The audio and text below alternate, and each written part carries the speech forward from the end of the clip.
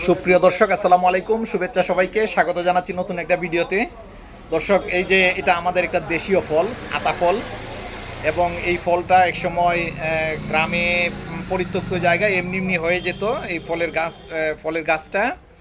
এবং এখন আস্তে আস্তে ধীরে ধীরে কিন্তু মানুষের জায়গার প্রয়োজন হচ্ছে, এই জন্য পরিত্যক্ত জায়গাও নেই, আর মানুষ হলো দেশি ফলের প্রতি মানুষের আকর্ষণ কম, যে কারণে হারিয়ে যাচ্ছে দিনে দিনে আমাদের দেশীয় ফল। আজকে এই জায়গায় এসে এই আতা ফলটা দেখে এই আতা ফলটা নিলাম, এবং এইখানে বিক্রি করছেন 300 টাকা পিস। ওনার বাড়ির হইলো আতা ফল 300 টাকা, 300 টাকা কেজি। এবং এই পিস হিসাবে নিলাম।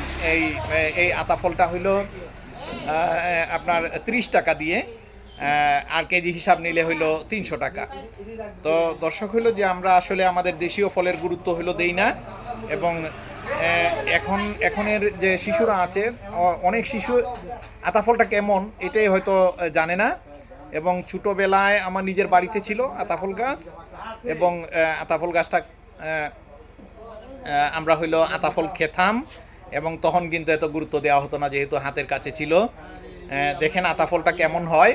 এবং আমরা যদি শিশুদেরকে দেখাই যে এই যে আতা ফলের ভেতরে থাকে হইলো বিচি, এই বিচিটাই মূলত হইলো নিয়ে খেতে হয়।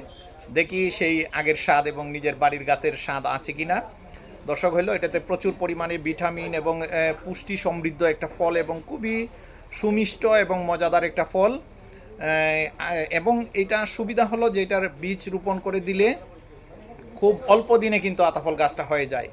কিন্তু কথায় আছে না যে আসলে আমরা ওই যে নিজের ঘরের জিনিসের হইলো গুরুত্ব কম দেই, নিজের দেশীয় ফলের গুরুত্ব কম দেই।